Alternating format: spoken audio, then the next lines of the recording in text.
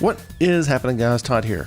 One of the most common questions I've seen posted regarding the MiSTer is about powering the unit off and back on. The stock power supply included in the box with the DE10-Nano is a 2A 5V unit and it works pretty well. However, there is no inline power switch and the DE10-Nano itself doesn't have a power switch either. Basically plug it in and it turns on, and vice versa. The most obvious solution is plugging the power supply into a power strip and using the switch on it to power it off and on. That of course works, but it's kind of a kludge. Instead, I recommend replacing the power supply with one that has an inline power switch. I bought this NorthPada 5V 3A MicroUSB power supply. It includes an inline power switch and provides 50% more amperage than the stock power supply. Now obviously, we need to adapt this power supply to work with the Nano. That's where this MicroUSB to 5.5mm adapter comes in. Plug it into the end of the PSU and you are good to go.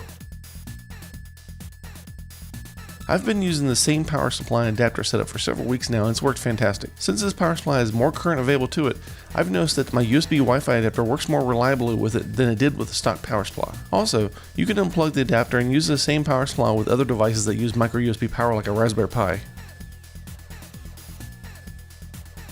You may have seen some of those inline power switches recommended to be used with the stock power supply. I personally don't recommend them as I noticed a massive voltage drop to the fan header on the I/O board. Let me show you. Here's the voltage to the 5V fan header from the stock power supply plugged straight in. Next is with the NorthPada microUSB power supply adapter. And finally, here's the stock power supply with one of those inline power switches. While most of the Nano runs off 3.3 volts, I think it's still concerning that something in this plug-in switch is causing the massive drop on the 5V output.